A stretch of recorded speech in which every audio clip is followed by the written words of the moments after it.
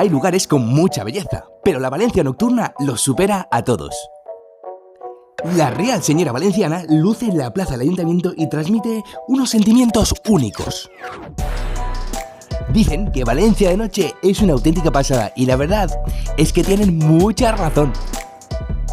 ¿Has paseado alguna vez por el centro histórico de Valencia por la noche? Pues amigos, Valencia por la noche es mágica.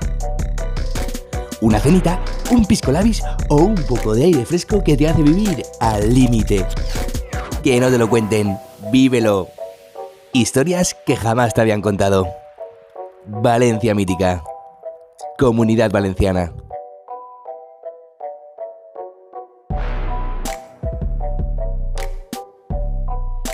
Perdona, no te olvides de seguirnos en nuestras redes sociales.